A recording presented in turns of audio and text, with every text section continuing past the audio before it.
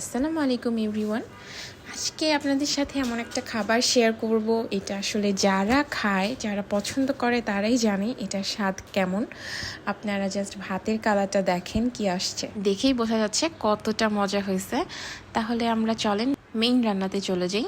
প্রথমেই একটি পাত্রে আমি এখানে লইটা শুটকি নিয়ে নিয়েছি, ছোট ছোট করে কেটে প্রথমে তেল ছাড়া ভালো মতো ভেজে পানির মধ্যে নামিয়ে নিয়ে এরপর আমি ভালো মতো ধুয়ে নিয়েছি। তারপর আমি মেইন রান্নার জন্য একটা কড়াই নিয়েছি, এর মধ্যে তেল, প্রথমে সয়াবিন তেল এবং এরপরে আমি একটু সরিষার তেলও অ্যাড করেছি, এটা অপশনাল, আপনারা না দিলেও এটা সমস্যা নেই। এরপরে এর মধ্যে পেঁয়াজ কুচি, রসুন কুচি দিয়ে ভালো মতো ব্রাউন করে ভেজে নিব। যখন এটা বাদামি হয়ে আসবে তারপর এর মধ্যে আমি হলুদ গুঁড়া, মরিচের গুঁড়া, স্বাদ মতো লবণ এবং সামান্য পানি দিয়ে মশলাটা কষিয়ে নিব। এখানে আমি কোনো প্রকার বাটা মশলা ব্যবহার করছি না। এরপরে যখন মশলাটা কষানো হয়ে আসবে এর মধ্যে আমি ধুয়ে রাখা শুটকিগুলো দিয়ে দিব। শুটকিগুলো দিয়ে আমি আবার একটু কষিয়ে নিব এরকম তেলের মধ্যেই। কষানো হয়ে গেলে এরপর আমি পুরো রান্নার জন্য আমি পরিমাণ মতো পানি দিয়ে দিব। এখানে যেহেতু আমি এটা একদম ভুনা করে ফেলবো, সো আমি এখানে বেশি পানি ইউজ করব না।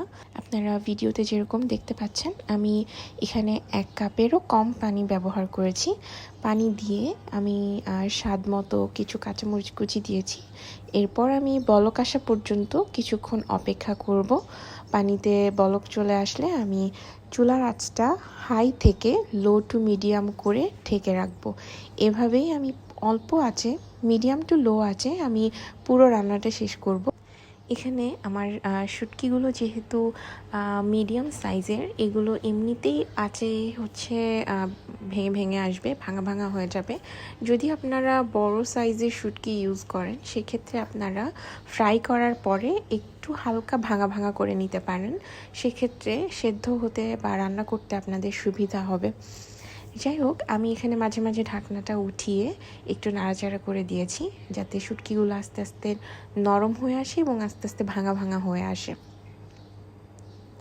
আপনারা দেখতে পাচ্ছেন যে শুটকির উপরে আস্তে আস্তে তেল উঠে আসতেছে। যেহেতু এখানে আমি কোনো প্রকার পানি রাখবো না, শুধুমাত্র একদম তেলেই ভুনা ভুনা করে ফেলবো। আমার শুটকিগুলো একদম পুরো ভাঙা ভাঙা হয়ে গেছে। এই পর্যায়ে আমি চুলার আঁচটা আবার একটু বাড়িয়ে নাড়াচাড়া করে একদম ভাজা ভাজা করে নামিয়ে ফেলবো। এই যে দেখতে পাচ্ছেন এখানে কিন্তু আমি চুলার আঁচটা একটু বাড়িয়ে দিয়েছিলাম। আর এই হচ্ছে ফাইনাল লুক। কেমন লাগলো কমেন্ট করে জানাবেন এবং অবশ্যই একবার ট্রাই করবেন।